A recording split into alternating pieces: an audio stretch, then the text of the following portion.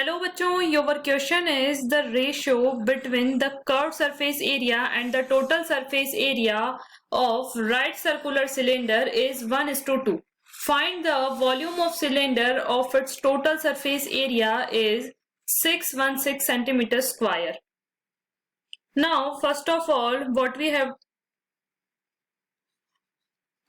have given the ratio of किसका ratio हमें given है, एक तो curve surface area and the total surface area. So the curved surface area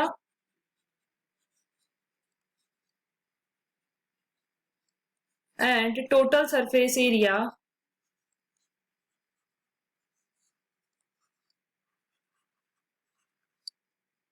is equals to 1:2. Okay. In short मैं इनको CSA और TSA लिख रही हूँ. Okay, CSA ratio TSA, okay, which is equals to 1:2.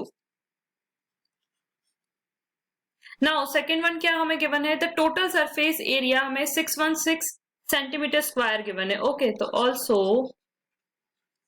the total surface area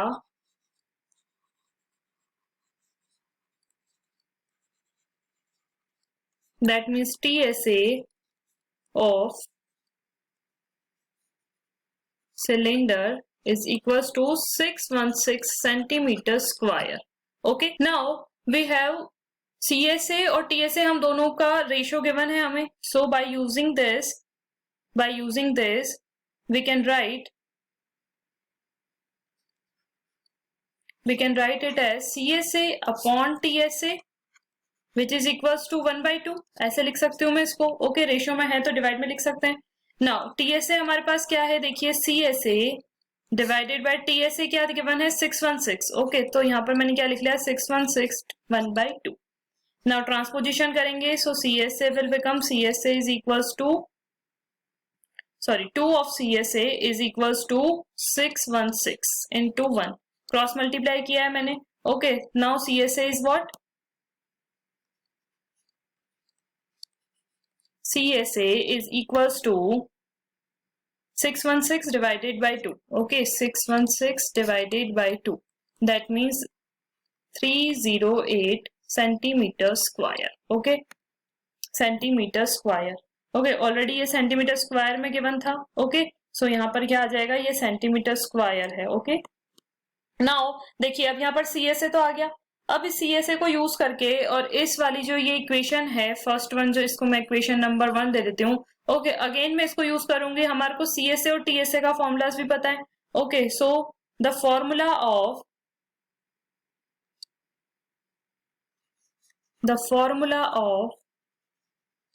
the curved surface area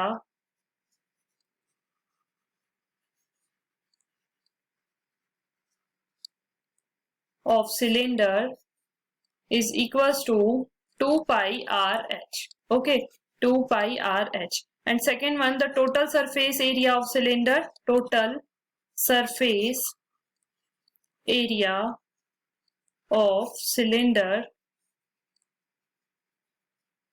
is equals to 2 pi R H plus R. Okay, ये दोनों formulas हम इसके अंदर यूज कर रहे हैं. ओके, तो यहाँ पे अगेन मैं लिख रही हूँ, फर्स्ट अपन को रेशियो गिवन है CSA upon TSA is 1/2. Okay, तो यहाँ पर CSA क्या है मेरे पास में, 2 pi RH. तो यहाँ मैं क्या लिख रही हूँ, 2 pi RH divided by TSA क्या है, 2 pi R H plus R which is equals to 1/2. Again देखिए यहाँ पर 2 pi R से 2 pi R कैंसिल आउट हो जाएगा. What is the remaining term, H upon H plus R is equals to 1/2. Now cross multiply करेंगे यहाँ से इसको, so 2H is equals to H plus R. Okay, तो यहाँ पर क्या लिख लेंगे, 2 of H is equal to 1 into H plus R. Okay, so यहाँ पर क्या आ जाएगा, 2H is equals to H plus R. Now transposition use करेंगे, 2H minus H is equals to R. So H is equals to R आ जाएगा. Okay, and it is my second equation. Okay, it is my second equation. ये हमने कहाँ से लिखा था, from equation 1. okay, and it is second equation. Now we have to find the values of r and h. हमें radius और height दोनों चीजें पता होनी चाहिए, तभी हम volume of cylinder find out कर सकते हैं. सो अगेन हम यहाँ पे क्या देखो, सी एस से हमने फर्स्ट ऑफ ऑल क्या फाइंड किया था इस जगह पर, ये सी एस से हमने कितना फाइंड किया था 308. इसको मैं इक्वेशन नंबर 3 दे देती हूँ. ओके, तो यहाँ पर क्या आ जाएगा देखिए, फ्रॉम इक्वेशन 3, या फिर आप उसे पहले 2 दे दीजिए इक्वेशन नंबर, यहाँ पर इक्वेशन नंबर ये 2 आ जाएगा. ओके, एंड यहाँ पर इसको 3 दे देते हैं. ओके, सो फ्रॉम इक्वेशन अब 2 लिख लेंगे. इक्वेशन 2 वी हैव क्या है यहाँ पर देखिए, C S A equal to 308 centimetre square.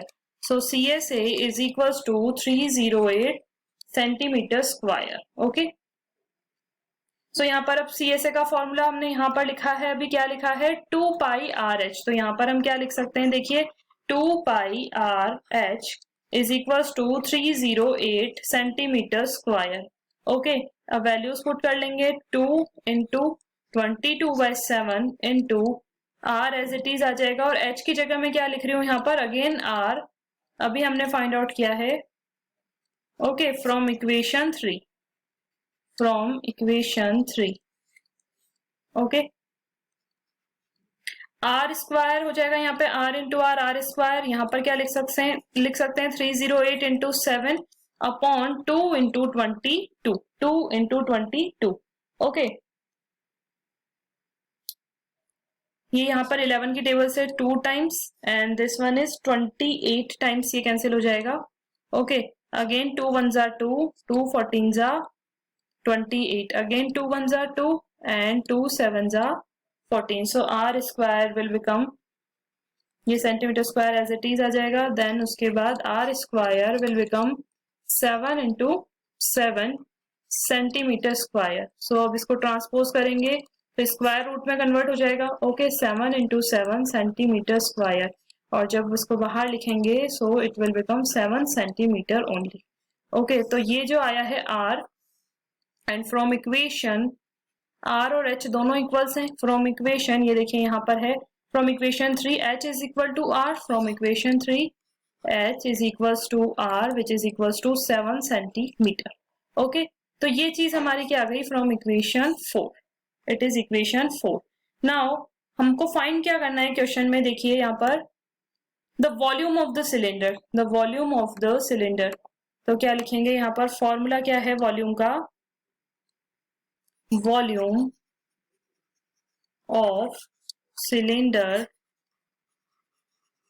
Is equals to pi R square H, और पाई यहाँ पर क्या ले रहे हैं हम 22/7. Okay, so now we have to put all the values in this.